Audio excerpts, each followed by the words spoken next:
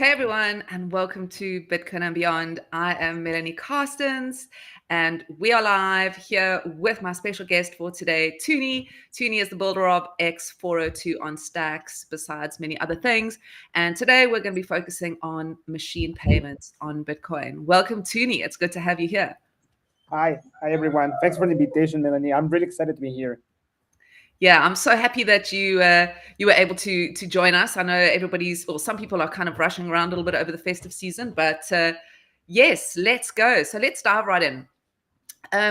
Before we kind of, I like to embrace, your Bitcoin story, and I see you've got a little bit about Ethereum in your bio and CTO at Lizzo.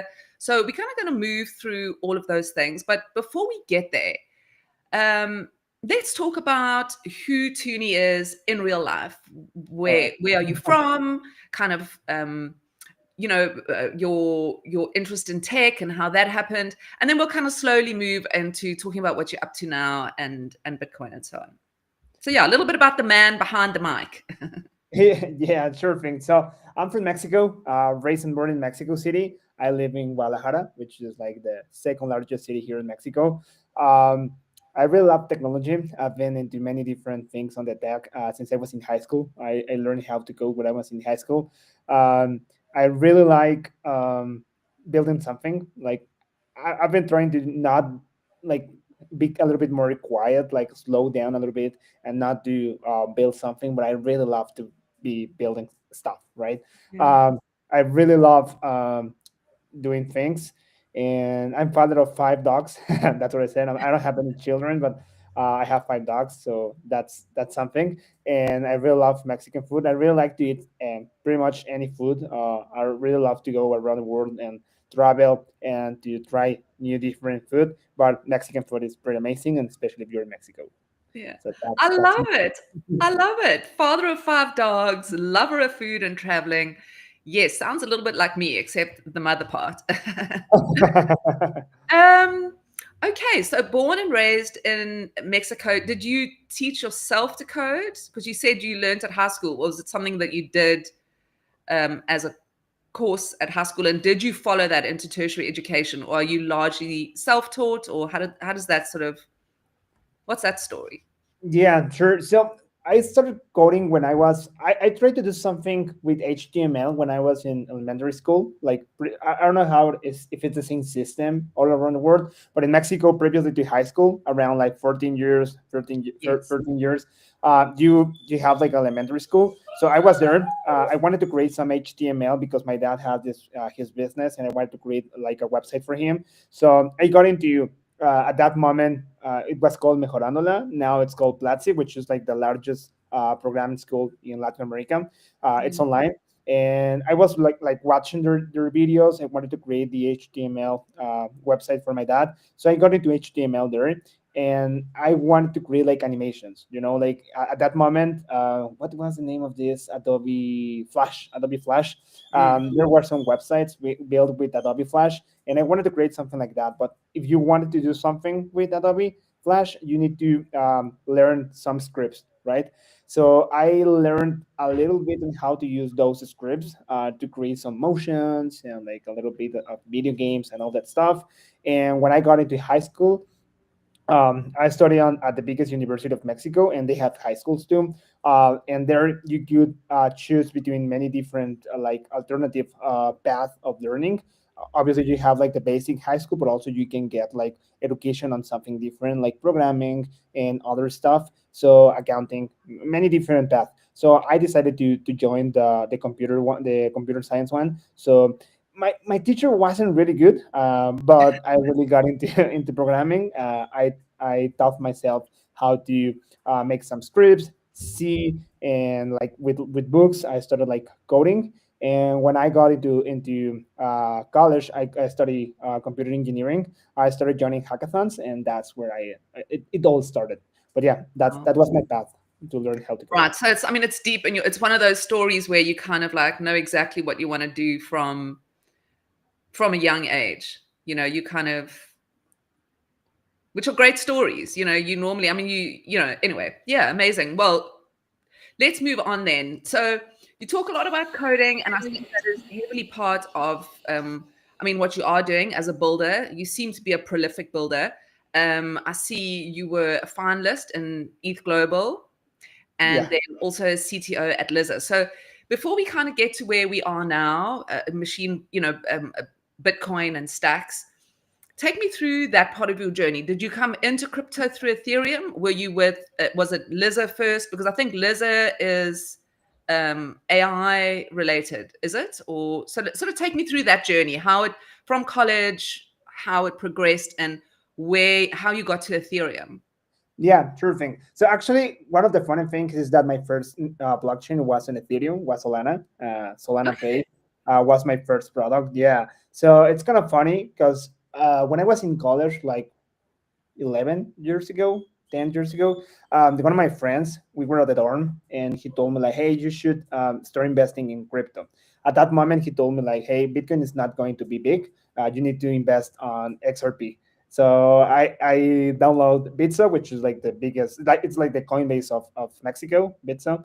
At that moment, I download the app, and I started investing on XRP. Obviously, at that moment, would it have been better to invest on Bitcoin right now? But well, I mean, that happens, right? So when I was in college, I started joining a lot of hackathons. One of my friends, he was in North America. There is something called Major League Hacking, which Mhm. is like the kind of the NFL, NBA of hackathons. It's only on North America, Canada, Mexico, and the US, and they have a lot of hackathons around many different cities. And my friend, he was the one in charge of the Mexico one, and he got me into hackathons. So I started joining a lot of hackathons and winning some of them.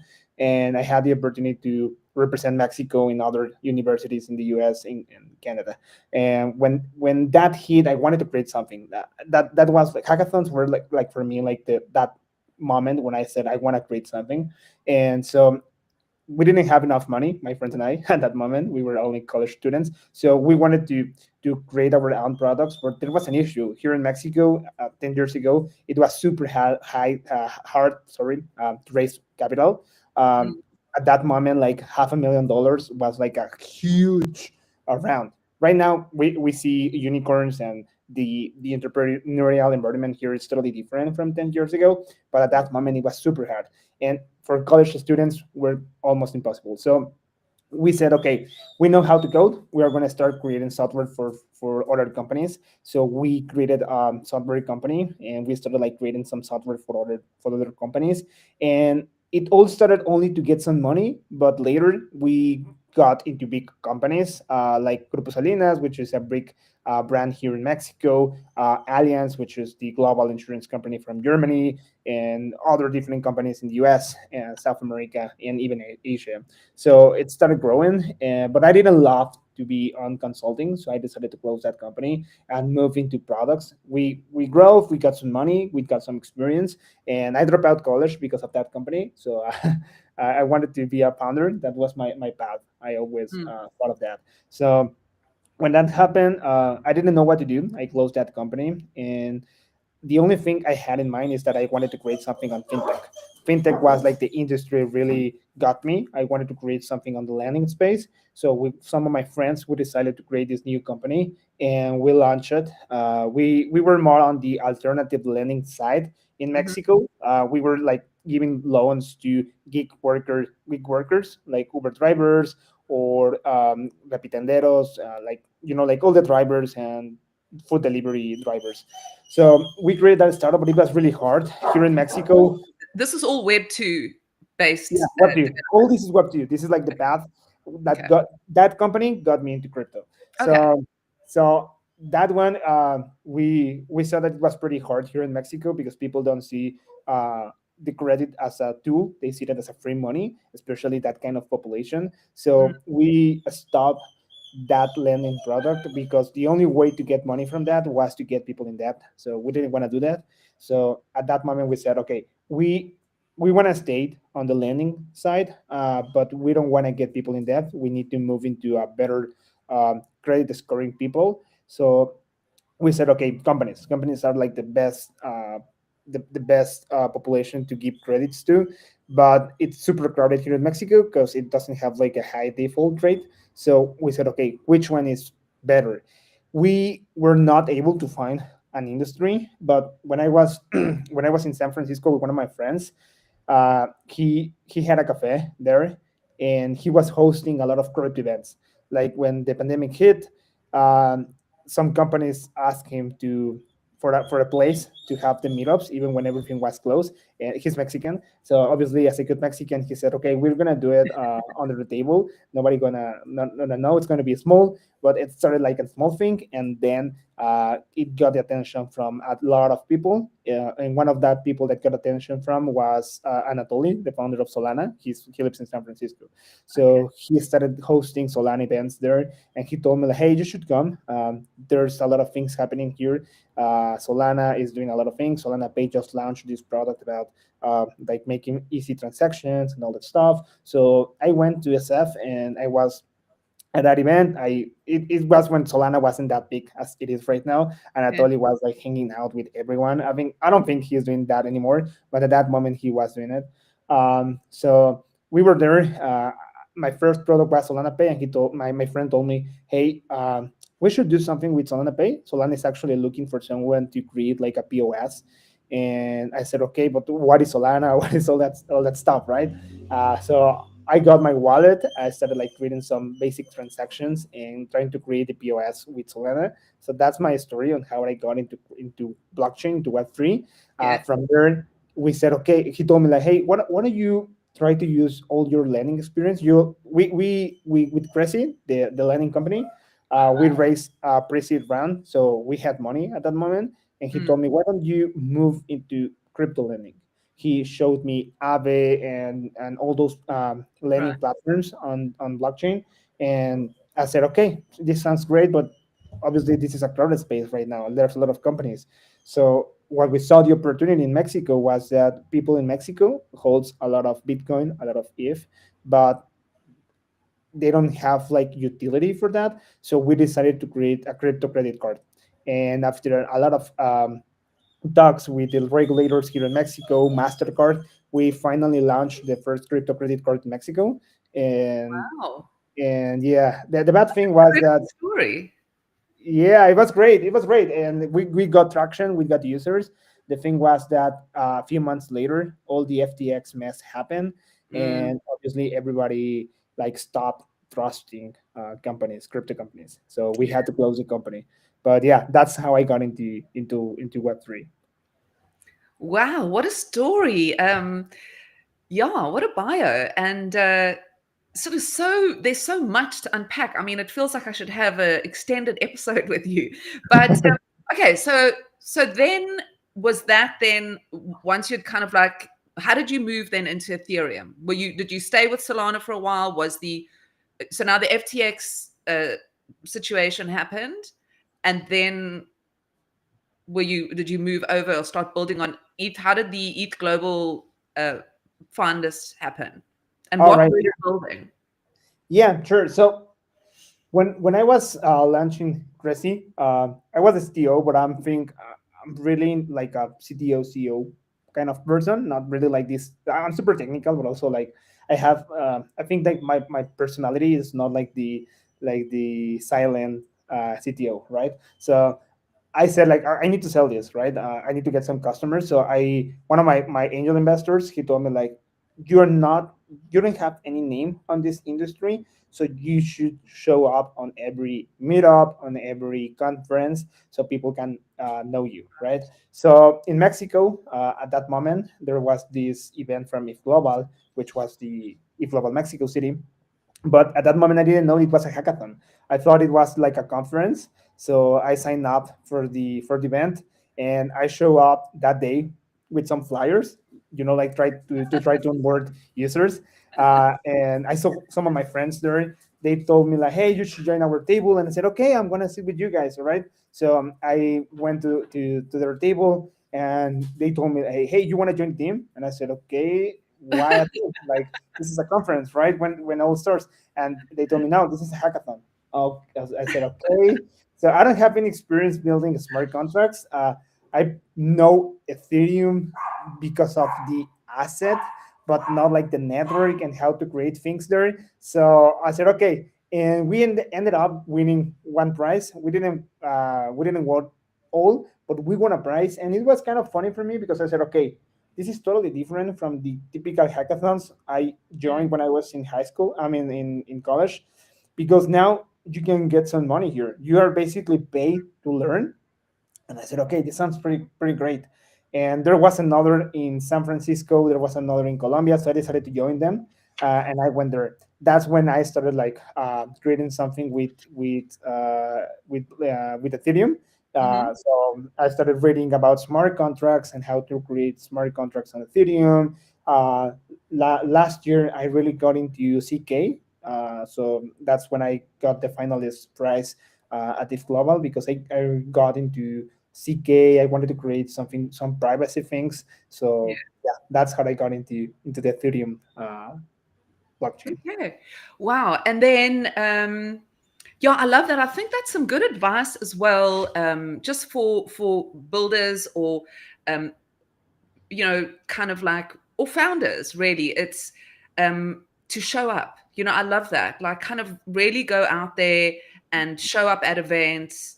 Um, Put yourself out there, because as hard as it is, we're all doing it, and this is the time to do it. So that is great advice for people listening in, I think. Um, okay. So, I mean, you've got this incredible experience, Solana, Ethereum, and now you're building on Bitcoin via Stacks. So let's kind of move into that. How did you then uh, sort of, first of all, how did you come into Bitcoin and via Stacks? How did that work? Yeah. So last year, Stacks has a great community in Latin America. Angel and Jonathan, they were making a lot of effort to create a great community here in Latin America. And I saw the hackathon they had last year because one of my friends, he has a DeFi protocol. I think it's the biggest DeFi protocol in Mexico. It is, and maybe even in Latin America. It's like super big. And he told me that, hey, you should join this hackathon. They're doing a lot of great things, and it's it's it's it's great. You should join this hackathon. And I said, okay, I'm gonna do something. I didn't have enough time because I was also preparing. I was gonna fly to Thailand for the Debt Connect.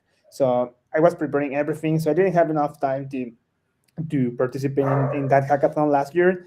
But I got into clarity. Like I said, okay, I want to see what is this L2 thing on Bitcoin. Obviously, I knew what Stacks was because it's the biggest L2 on Bitcoin, and what L2s on Bitcoins were.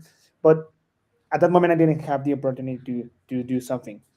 And the time happened. I joined the community on WhatsApp, and I was there. Like, so I saw the updates, and this year they created another hackathon. So I said, okay, I want to do something. I don't know what to do, but I want to create something. And I was like going through the ecosystem on Stacks.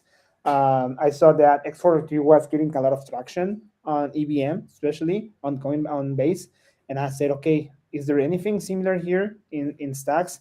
I was looking at the docs, at the community, and I saw that there was nothing from X42 here. So I said, I think I'm gonna build it. I think this is cool. I really like it.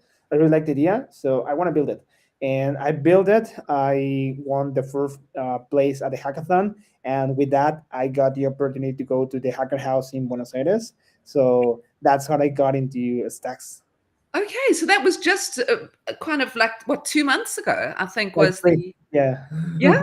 Okay, amazing. Right. So, um, fascinating. Okay, so that, because I saw it quite recently kind of pop up on my timeline. This kind of, that's why I reached out to you. I was fascinated by it because it suddenly just seemed like a big thing, in within the Stacks ecosystem. So let's talk about it. X402. Okay.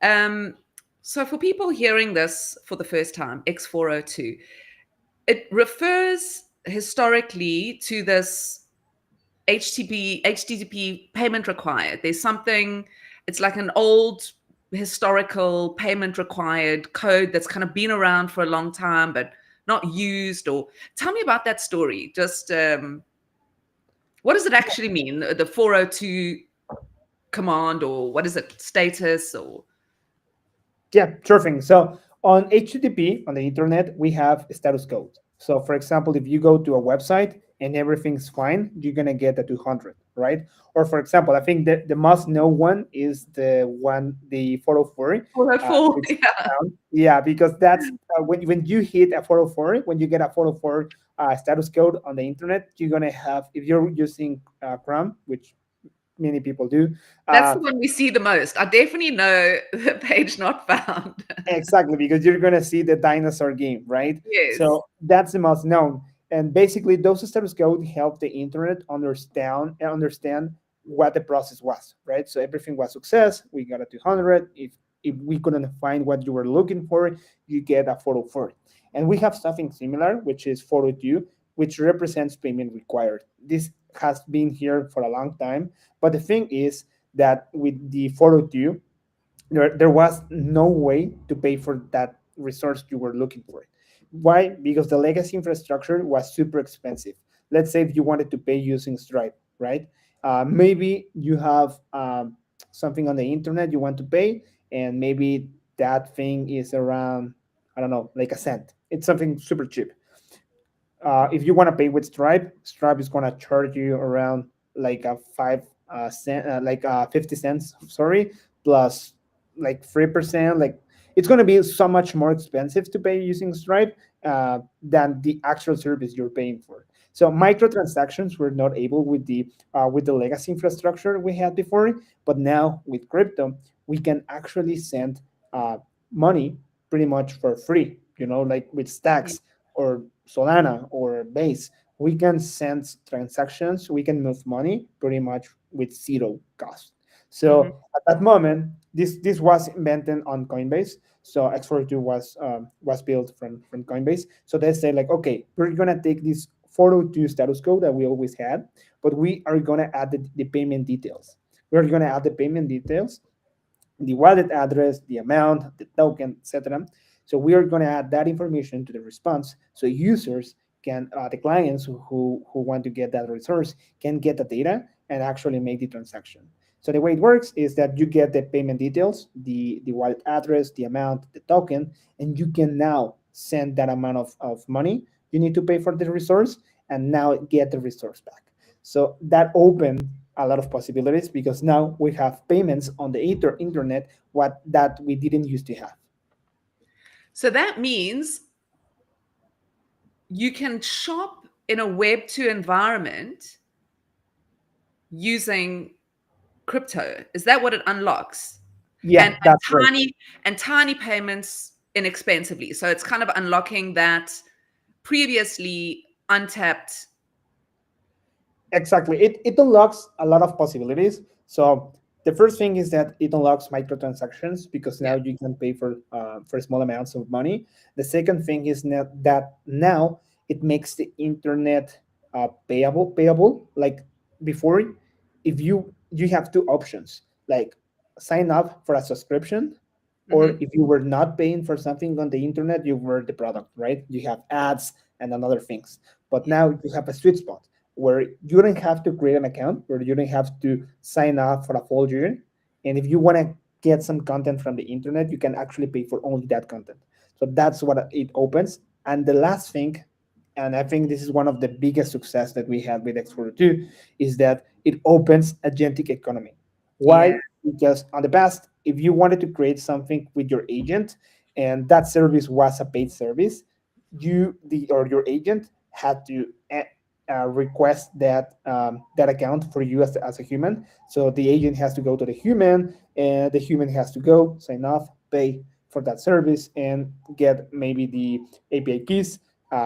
Teach your agent how to use those API keys and to create the scripts to consume the resources from the internet. But now the agent has totally agency because now they have a crypto wallet, and on the internet they can pay for their services. So if my agent wants to create a video and that agent or my agent doesn't have any capabilities of using BO free or any other tool, or maybe there's another service which is creating amazing videos, even better from BO or Sora.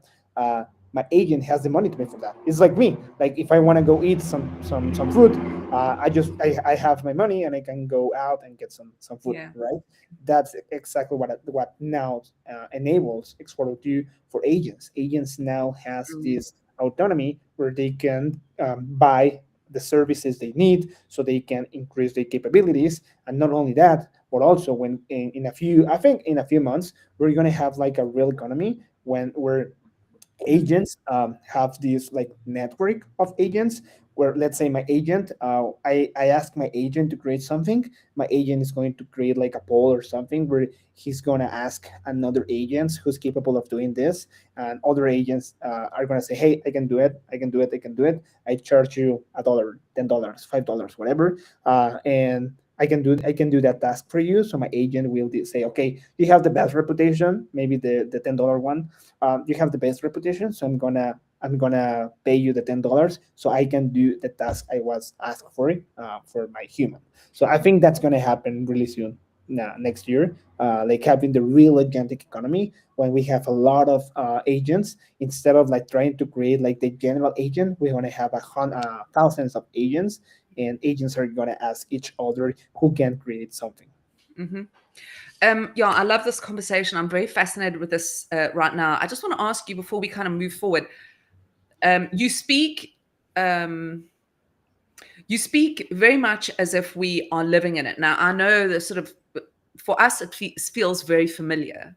You know, we kind of talk about agents as if we are using them professionally all day long. We kind of talk about how I think, um, well, I mean, how the real world doesn't even know is happening at the moment, and how I think we still have a long way to go. Um, but I think it is going to happen quickly. How much is legitimately happening right now out there in terms of, the question is, are agents spending money at all now, or are we Yeah, still in a very early? Are they? yeah, they How? are. Yeah, Okay. they are. Yeah, so X42 was launched, I think, like 7 months ago. Okay, we've got an internet issue. So this is live, and I am now solo. I'm just going to wait for Toony to come back in and join us again. There we go. Once this happened to me for 15 minutes, and I was left sitting here talking to myself. I was just saying to Toony at the beginning. But all right, we have him back. Yes. Yeah, I'm sorry. I think I lost my connection. No Yeah, worries. you guys Okay. hear me So now? yeah. All right. So I was saying that X42 was launched. X42 was launched like 7 months ago by Coinbase, and it didn't got pretty much any traction like for 5 months because it was like a technical thing, like a nerd thing, and when everything explodes, when Cloudflare and Google Cloud, they said, okay, we're gonna integrate this for payments. All right. So when that happened, a lot of eyes came and then say like, okay, this is something, and we want to create something with X402. So that's when the boom started. Obviously, not all the agents and some platforms they want to have like the control of everything. Like for example, OpenAI, they are starting like creating some agentic payments inside OpenAI, but that's a closed ecosystem. So when that happened with Cloudflare and with Google Cloud, a lot of developers started like creating something with X402. And like 2 months ago, I think, like maybe like 6 weeks ago, uh, almost 20% of all the transactions from Base, which is the biggest L2 on Ethereum, were through X402. So a lot is happening. Obviously, we are still on the early Mm. days. It's not obviously we are getting a lot of traction, but we are super early. We need to get better tools, and we need to allow more kind of developers because right now it's really into blockchain, but we need to start like onboarding Web2 developers to use X402, which I think it's gonna be easy because they don't. The only thing they need is a wallet, instead of like understanding a lot of smart contracts and a lot of things. They simply need a wallet. With a wallet they can start using xRO too, right? So yeah, I think we are still early, but it's growing really fast. Yeah.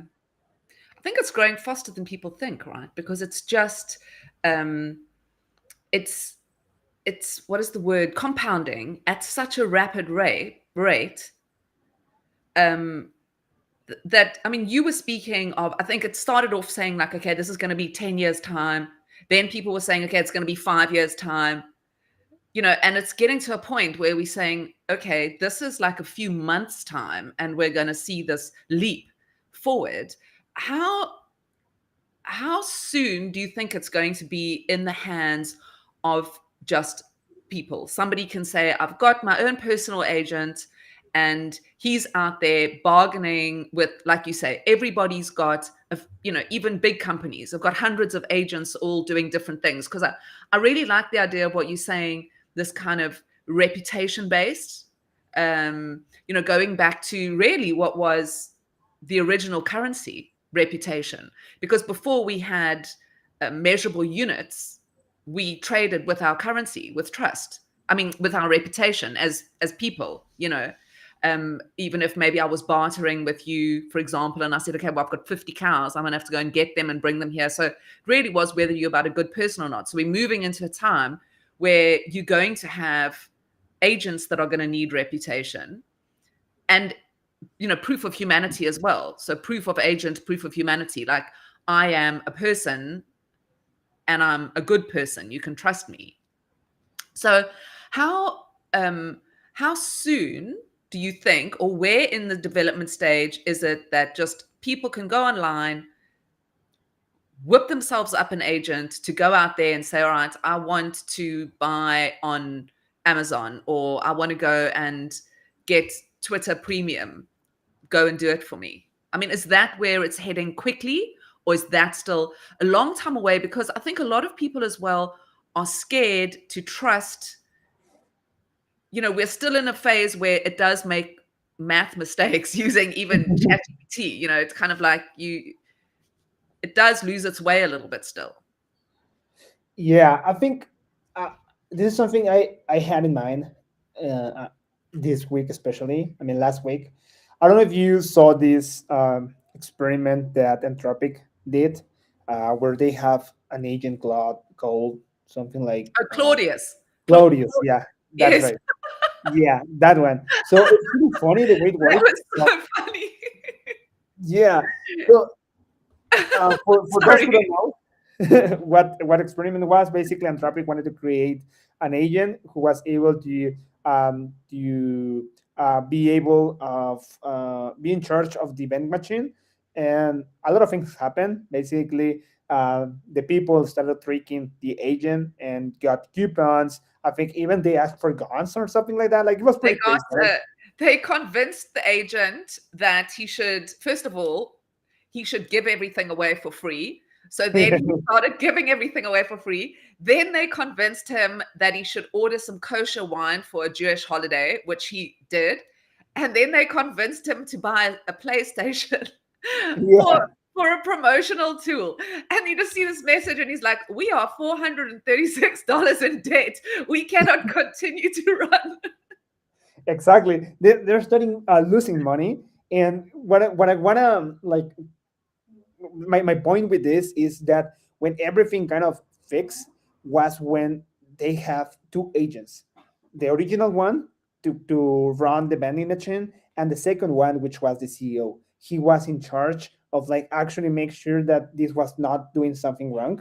So I think that Anthropic is pushing a lot of like multi-agent, but not like the multi-agent in parallel that we all want to have, like a lot of agents doing a lot of things at the same time and all that stuff. So Anthropic is really like super bullish on like having multi-agents, but with a specific task everyone, and like to collaborate to create something or to have a main goal in these like many different ones. So I think that's something that is going to happen next year.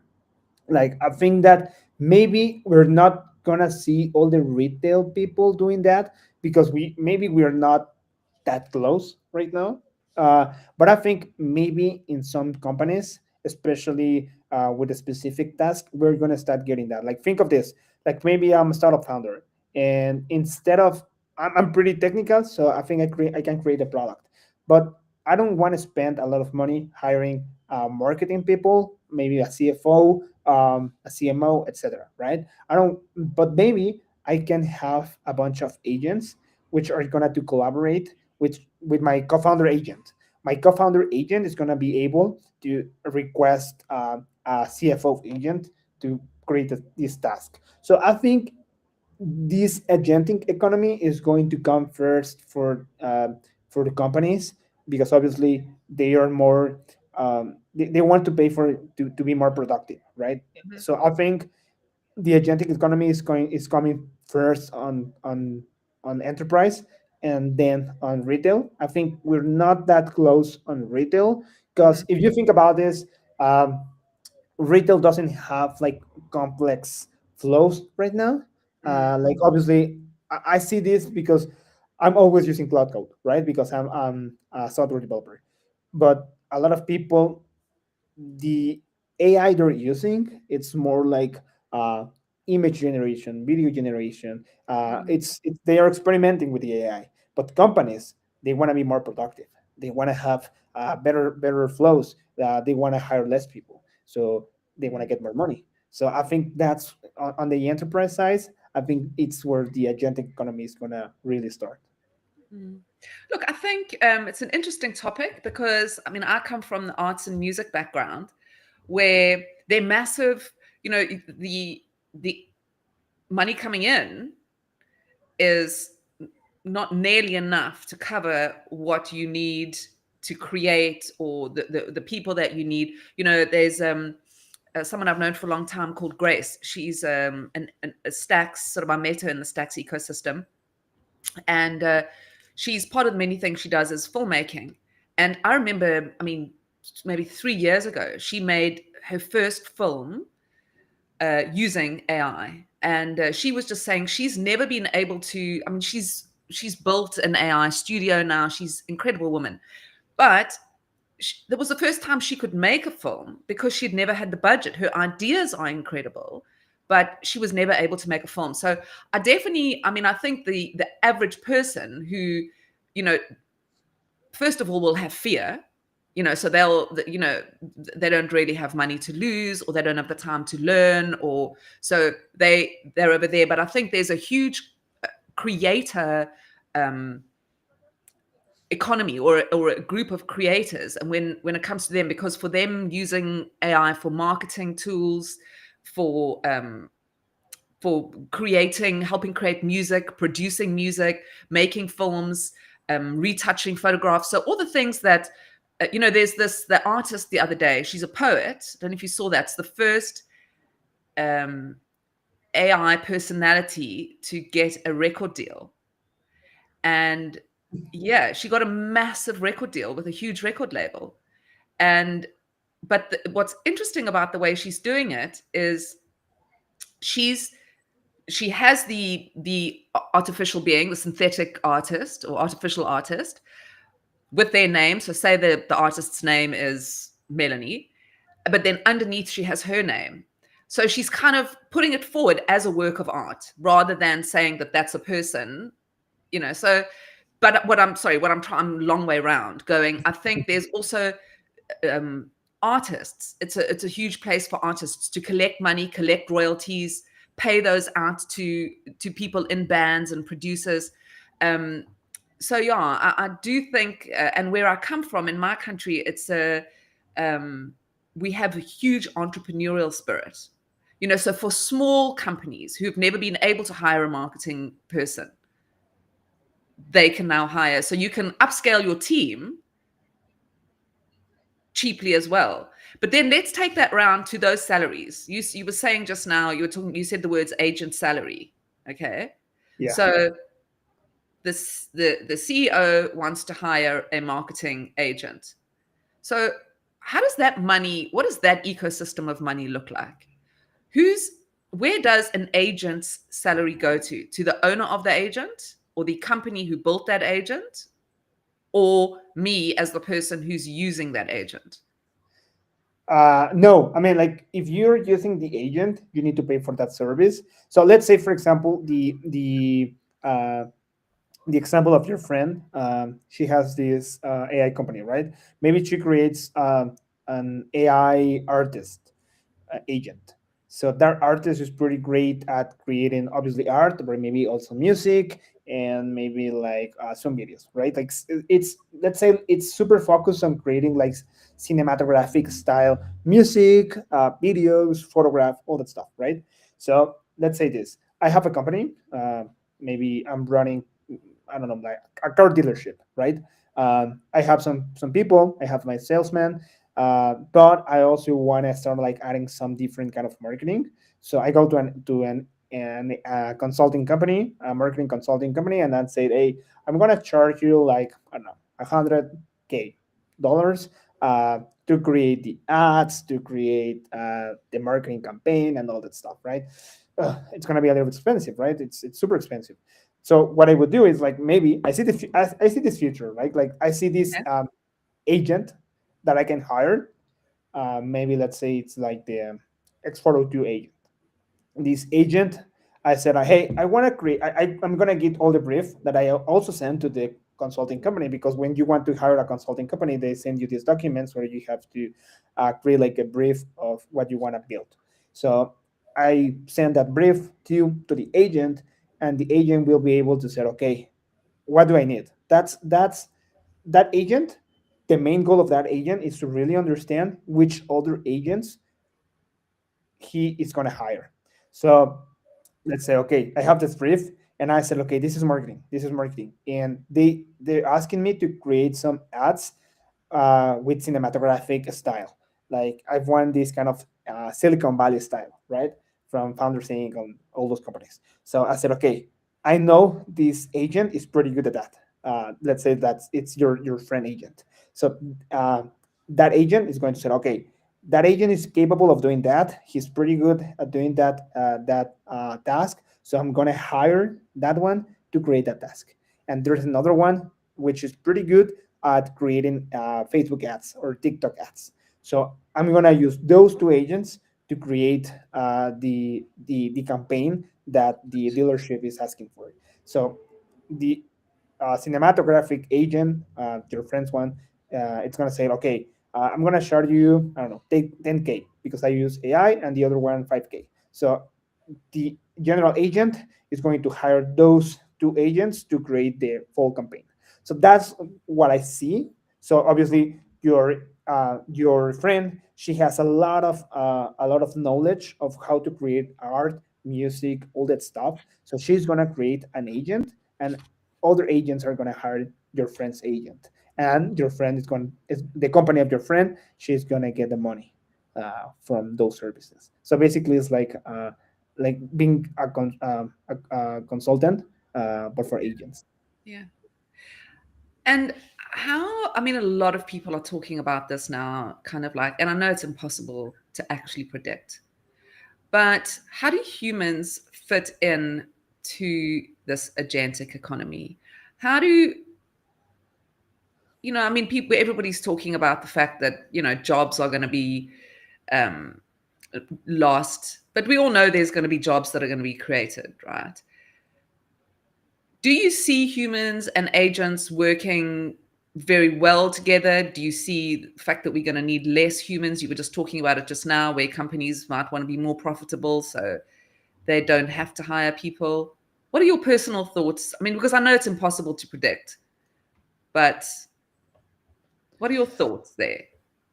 Yeah, I think we are still.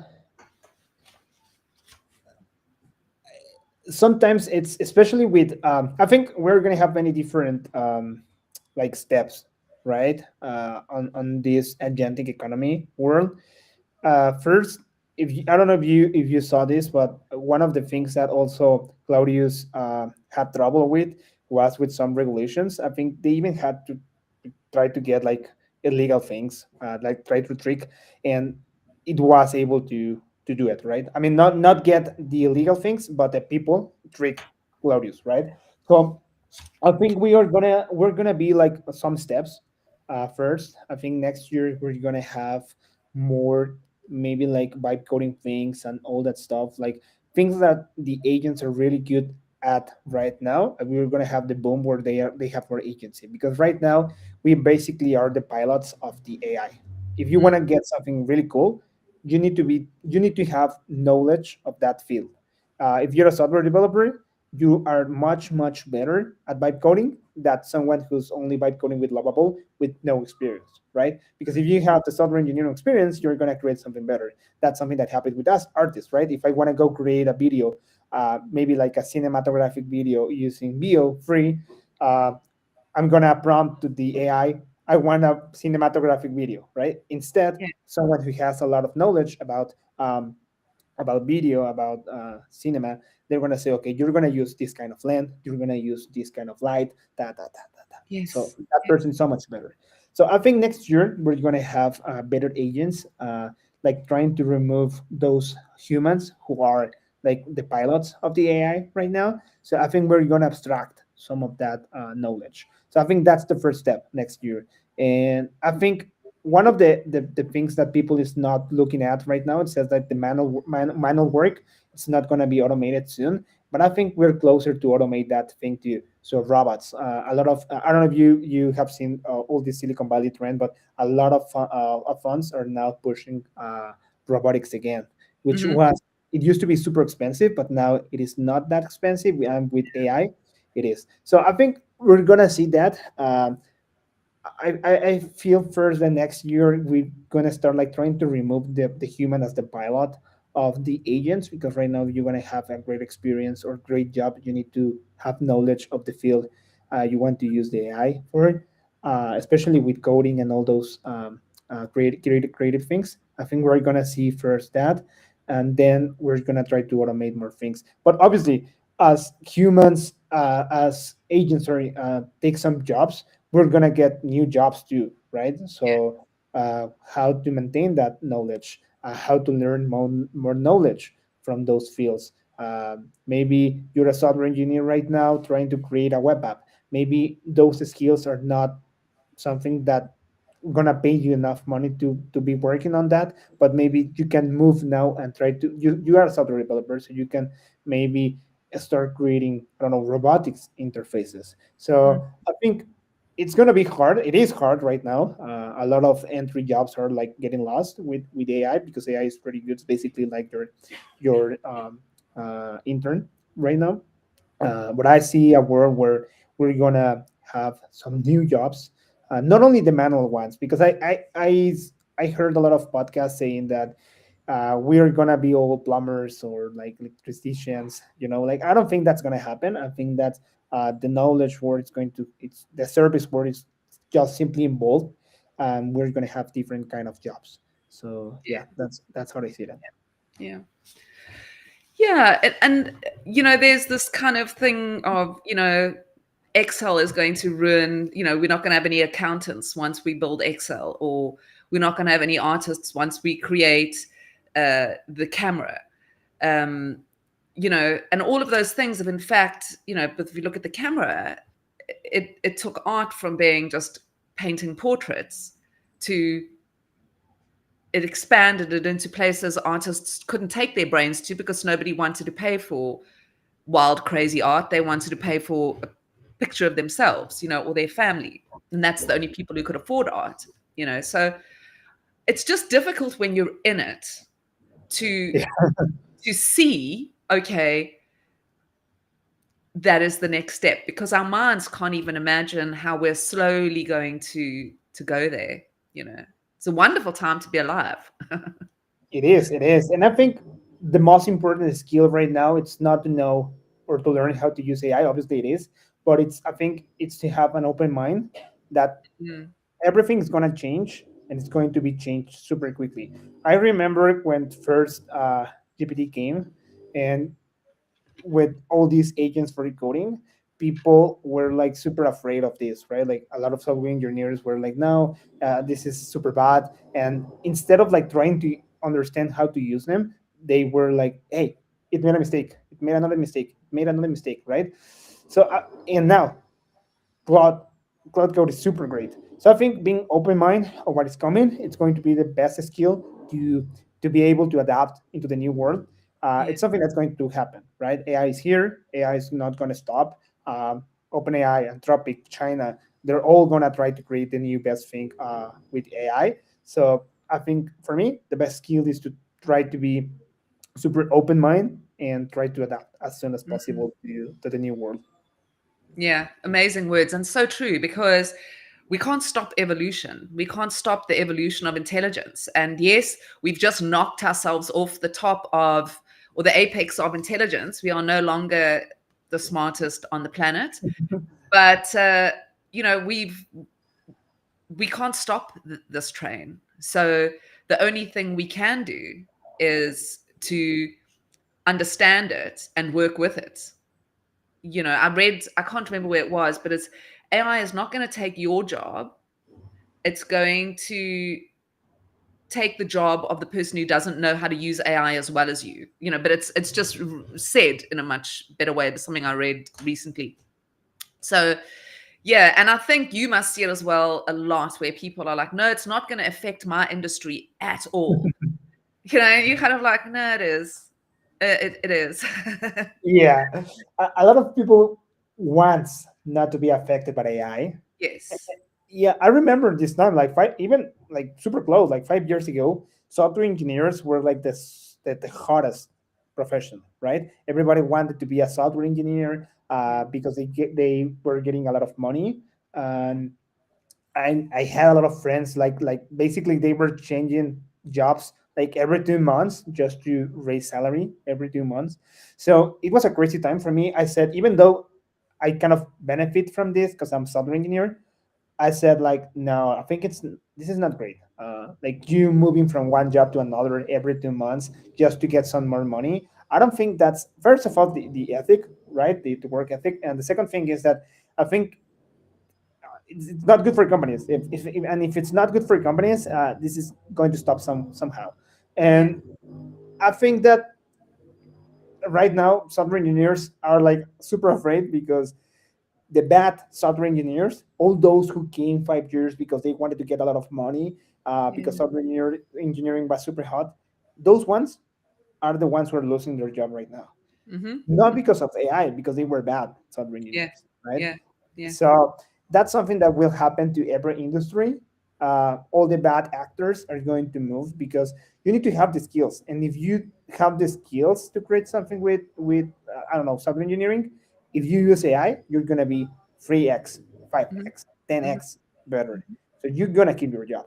But if Yeah. you were bad and you don't know how to use AI, you're gonna lose your job. Yeah. That's Yeah. something that will And happen. everybody's going to need, I think, in the place in between, you know, if you can't do basic prompting, you know, I think that's the most important skill just for the average person right now is to just play around with it and learn how to talk to it and talk with it. You know, I think that's another thing is it's important to be able to talk with it and understand that it is a conversation. It's not a series of commands. You know, that seems to be my learning is just asking questions and asking it to ask me questions and back and forward until we massage something into place. Exactly. The way I think of this is like if you start a new job or maybe start a new task, it would be super silly to say, okay, my new task is to I'm going to talk about software engineering, right? It would be super silly to you first to say, okay, I'm going to create this web app. Okay, the web app is going to be an image generator. Okay, I'm going to create an image generator. You as a software engineer, no AI. All right. So if you're doing that, obviously that's super bad as a software engineering. As a software engineer, sorry.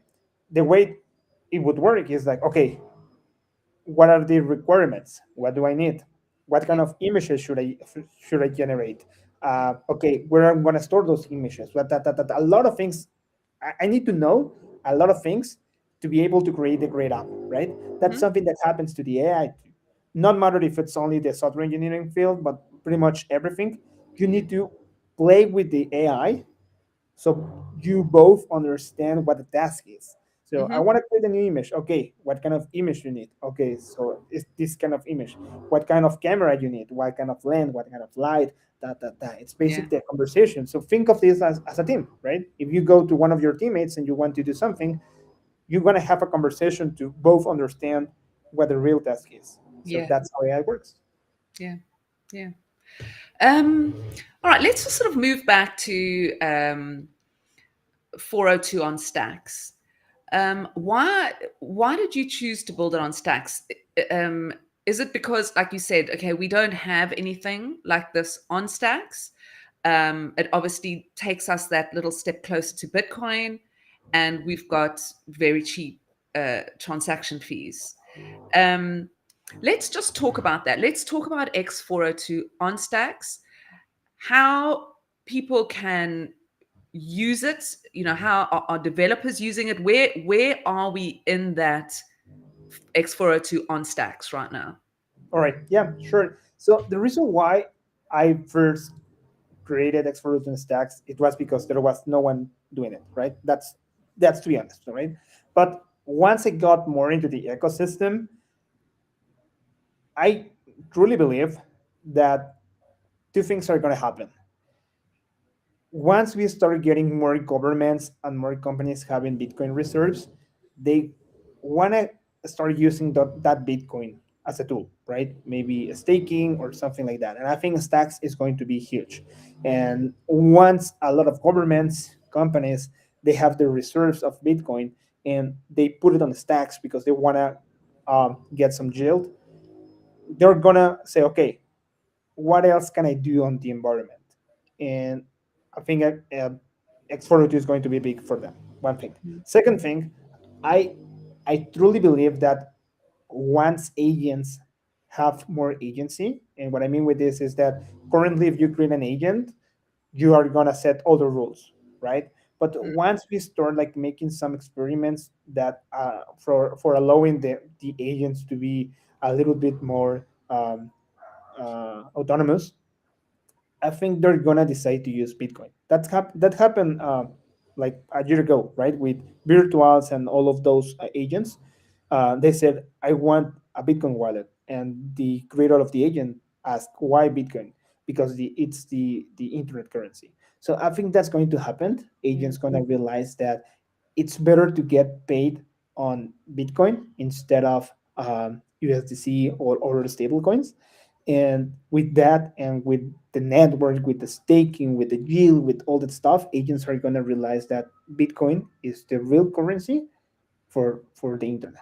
I think that's going to happen. Mm, And about how to get started with X42, right now it's only available with TypeScript, with JavaScript. So there's a library. It's totally free. You don't have to pay anything.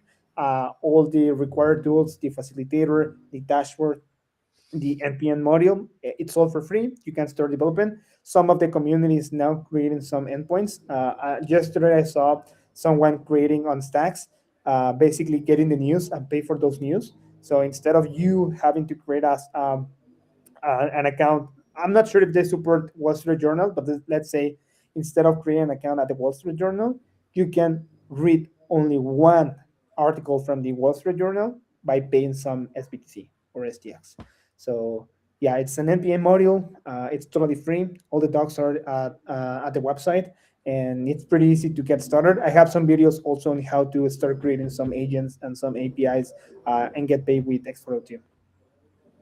wow, that is very exciting. Two things I wanted to go back. I mean, I love what you said, that agents will realize that Bitcoin is the currency to use, and not the people programming the agents will program the agents to use Bitcoin. Is that because you think with the autonomy that agents are going to have, that we're going to give them that much autonomy? Or why do you use the word agents will realize and not we're going to program the agents to use Bitcoin? Yeah, because if you ask a human, the average human, even the ones who truly believe in Bitcoin are gonna say, okay, I would prefer to be paying on stable coins. Why? Because I need to pay for my daily services and all that stuff, right? That's something that happens. It's something normal. It's not something bad. But I think agents the creator of the agent is going to say you're going to get paid with USDC, with stablecoins, right? But that's the first step. Then, as Claudius, agents are going to be more independent, and at that point, they're going to say, okay, why don't, instead of USDC, I use Bitcoin? I I'm going to be able to modify my currency, and I say, okay, instead of USDC, I want to receive Bitcoin. And with Bitcoin, why? Because with Bitcoin, obviously I need to pay maybe for the servers and maybe for other services, but I can take that Bitcoin, go to DeFi, put that on DeFi, and get a loan. Yeah. So I'm now operating as a company, because companies don't use their cash. They're using they go and get loans to pay for Yeah. the operations, right? So Mhm. they're gonna be like super smart. I'm gonna say, okay, I can do that. I can go to DeFi. I can get some yield. I also get a loan. I pay for my services. I get more money. Boom, boom, boom, boom. And Yeah. obviously, in the time, Bitcoin is going to get a better price, etc., etc., etc. Mm. So I I think suppose you're gonna have your financial agent, and he's probably, when he's out there looking for things, he's probably going to come across financial, representation of DeFi, and the guy's maybe going to say to him, that's when we're getting this true agentic web and autonomous agents. And he's going to be like, listen, I can make you just quickly now, you can give me some Bitcoin, I can invest it, and I can give you X Bitcoin back tomorrow. It's going to be probably moving at speeds we can't even begin to imagine, because it never sleeps, it never gets tired, and it's got access very instantly to all information. exactly. That would be amazing. It might think of that, like your agent not only saying like, hey, we're gonna receive SBTC as payment, but also like, okay, I'm gonna use our treasury to get more Bitcoin. Obviously that's that's a little bit risky. Uh, but I mean, FTX Some was doing people that. will take that risk. I mean, some people are going to take that risk. That was what I want to say. FTX was doing that with money of their users. Yeah, Maybe if it's your own agent money, you have the freedom of doing that because it's your own money, right? So maybe the agent's gonna say, okay, I've maybe with quantum finance and all that stuff, maybe you're gonna say, okay, I think I see another opportunity not only on DeFi, but I can create this strategy and get more money. So yeah, I think that's why they're gonna use Bitcoin, and obviously, why not Ethereum or Solana? I think those are great currencies too. I'm not like a Bitcoin maxi, to be honest, but once governments and a lot of reserves are getting into Bitcoin, yeah, agents are going to say, okay, this is the way. This is the way. If the governments, if other people is doing it, I need to do it too.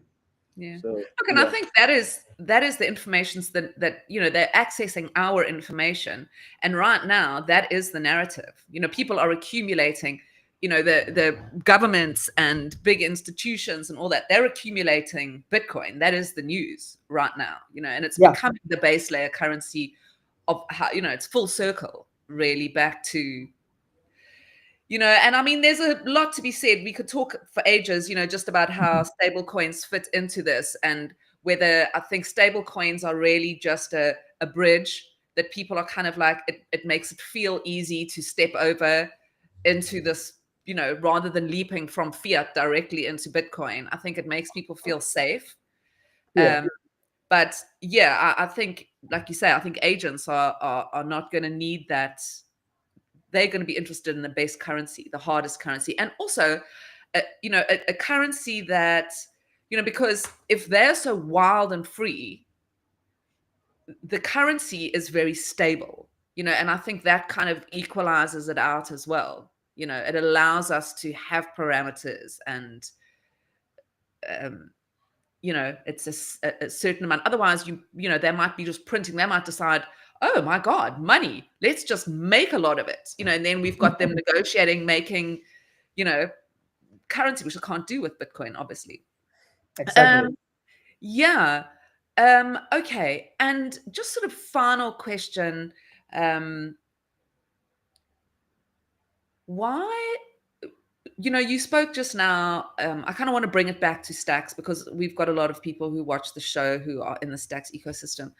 And there are a lot of questions about, what is going to happen with the STX as a currency. Is it, going to be a gas token? Is it going to be a currency?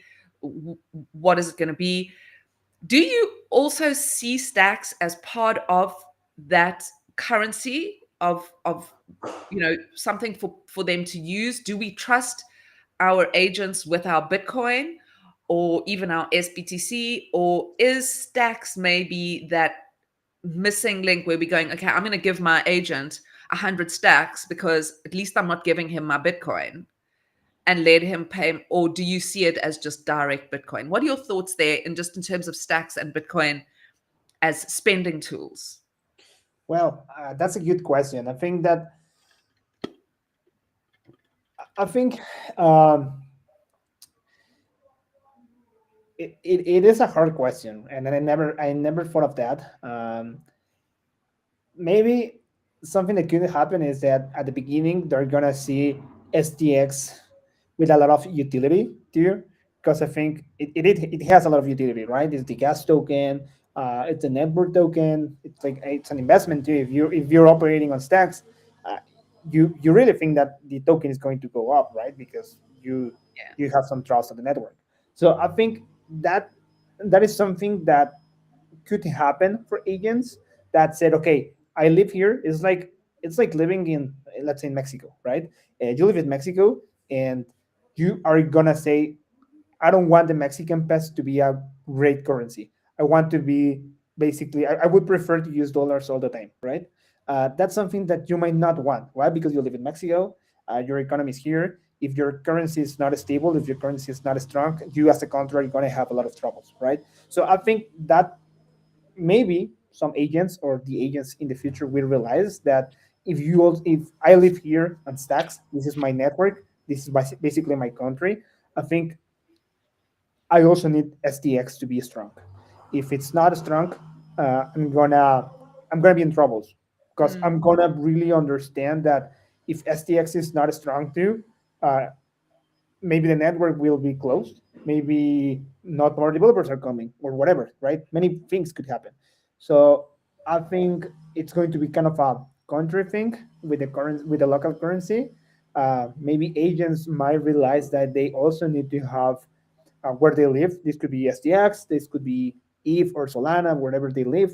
Um, that they also need to have some backup plan, and that it's the network currency, uh, not like stable coins. I think that the network where the agents live, I think that's going to be like the backup currency, and in this mm. case it's going to be Stacks token.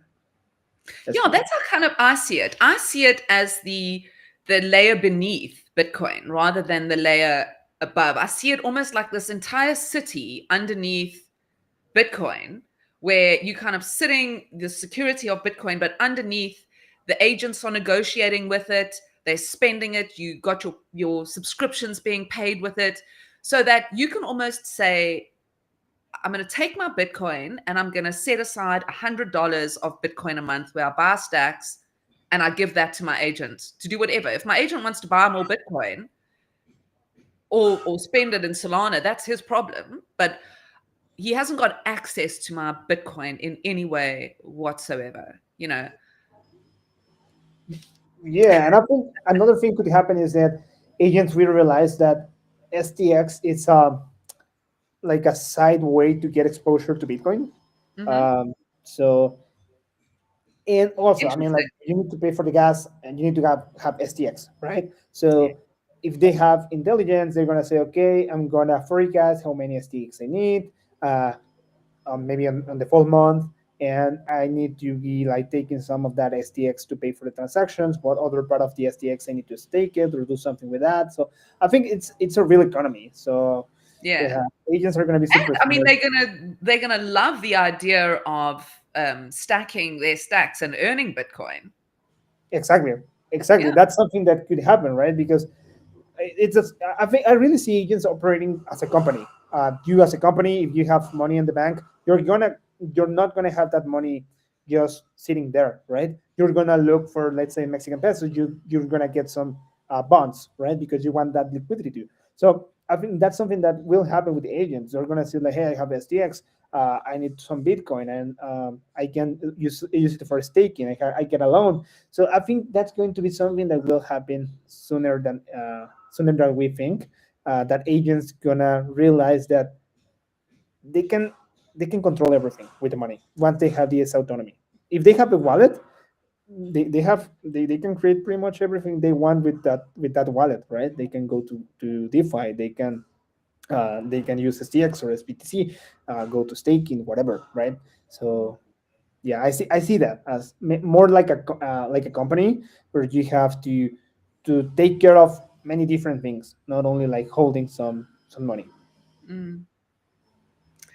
I'm fascinated. I think it's going to be, you know what we should do? We should do this again, same time next year, because then we can kind of like slot in the conversation and kind of like see what did happen in 2026 um, with this, because I think it's going to be wildly different this time next year.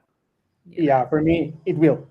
I think 2026 is going to be uh, a year to remember, especially for AI and maybe like AI with crypto. I think we're gonna see so many different things happening. Uh, we don't know if we're in a bull market or bear market, but no matter what happens with the cryptocurrency market, I think we're gonna have an explosion of agents using crypto. So Mm. yeah, 2026 is gonna be really really amazing, and we should have this conversation next year so to see what Yeah. happens. It's a date. I can't wait. Definitely. Next year, well, I mean, I'm sure I'm going to see a lot of you around the ecosystem with what you're building. And yes, this time next year, put it in your diaries. We're going to be here. Yeah, totally. Yeah. Is there anything else that you would like to sort of add or close with? Um, what's up over the next few months with you, what people can look out for, where people can find you. So, yeah.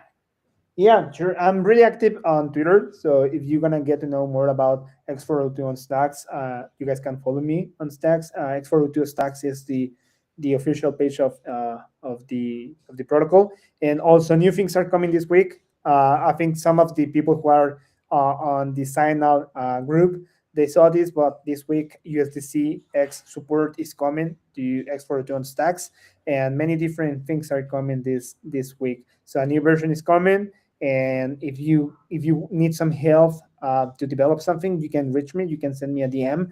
I'm super open to help everyone to get more products running on X402 on Stacks. Amazing. Well, there you have it. Contact Toony. It's at Toony. You can also do at Toony 1908. That's your personal Yeah. Twitter, or at X402 Stacks. And you're going to get all the updates for what Toony's building. You better watch him because he is a prolific builder, and it's just super awesome to have you in the Stacks ecosystem and building with us. I'm really excited to see what happens this year ahead. So it's been amazing talking to you. I really appreciate you taking the time out of your day to do this. And thanks to your 5 doggies, they were making a noise in the beginning, but I just imagine them sitting watching you doing the show on the other side. So they've been very good. So thanks to them as well. And yeah, so thank you very much for joining us, and have a beautiful rest of your holiday. I hope you're getting some time off. And yeah, same to you guys watching. I hope you get some time off just to put your feet up, step outside with your families. And yeah, we'll see you again. I'm back. I'm actually doing a couple of shows this week and next week. So watch my timeline as well. I've got some amazing interviews. I think there's 2 this week and 2 next week. So check those out. And then that's it. Just wanted to give a shout out. This is independent Bitcoin media. So any support that you can give is appreciated. Like, share, subscribe. You can also head over to the link in my bio, and there are other ways to support. So please check that out. I'm Melanie Carstens. Bitcoin and Beyond is presented in collaboration with the Stacks Foundation. So thank you very much to them. And it is for informational purposes only, so not financial advice. Thank you for watching, Toony. Thank you very much for joining me, and we'll see you soon. See you soon, guys. Thank you so much. Happy Bye. holidays. Bye Bye. bye.